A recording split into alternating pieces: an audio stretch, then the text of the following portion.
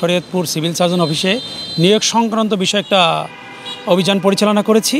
এখানে স্পেসিফিক কিছু অভিযোগ ছিল, র্যান্ডমলি কিছু অভিযোগ ছিল। স্পেসিফিকলি অভিযোগের ভিতর নুসরাত জাহান, উনি হচ্ছেন আপনার স্বাস্থ্য সহকারী পদে উত্তীর্ণ হয়েছে এবং অলরেডি যোগদান করেছে।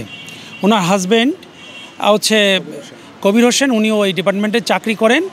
এই নুসরাত জাহান হচ্ছেন তার পিতার ঠিকানা ব্যবহার করে এখানে একটি চাকরি নিয়েছেন, যেখানে হাজব্যান্ডের ঠিকানা ব্যবহার করে নাই, কারণ একই ওয়ার্ডে দুজন হয়তো চাকরি করতে পারেন না, এরকম একটা রেস্ট্রিকশন আছে। আর একটা বিষয় আছে যে আপনারা অবাক হবেন জানলে যে এখানে নুসরাত জাহান আলাউলপুর যে ওয়ার্ডে নুসরাত জাহান উত্তীর্ণ হয়েছে,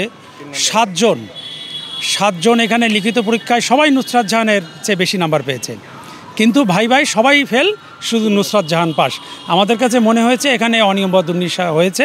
আমরা পরবর্তী বিষয়গুলো ডিটেলস কমিশনে প্রেরণ করব এবং কমিশন সেই অনুযায়ী আইনানুগ ব্যবস্থা গ্রহণ করবে। এর সাথে এর পিছনে কোনো অনিয়ম, বিশেষ করে কোনো আর্থিক লেনদেন হয়েছে কিনা, বা কোনো ক্ষমতার অপব্যবহার হয়েছে কিনা, বা অন্যান্য পদে এই সংশ্লিষ্ট বিষয়ে আরও কিছু হয়েছে কিনা, আমরা এগুলো ডিটেলস দেখছি।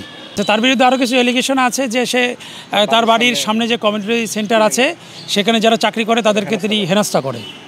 এটাও আমরা সংশ্লিষ্ট সিএস স্যারকে জানিয়েছি, স্যার এটা হয়তো প্রশাসনিক ব্যবস্থা গ্রহণ করবে বলে আমাদের আশ্বস্ত করেছে। সহকারী আছেন, বিশেষত উনি অ্যাকাউন্টেন্ট ভারপ্রাপ্ত, উনি আছেন বিশেষ করে আমাদের স্টোর কিপার, উনারও বিরুদ্ধে কিছু অভিযোগ আছে অন্যান্য বিষয়, সেগুলো আমরা বিস্তারিত প্রতিবেদন কমিশনে প্লেস করব। হ্যাঁ, এখানে তাদের কোনো অন্যায় দুর্নীতি আছে কিনা আমরা সেগুলো আরেকটু ডিটেলস করে কমিশনে প্লেস করব ইনশাল্লাহ। ঠিক আছে।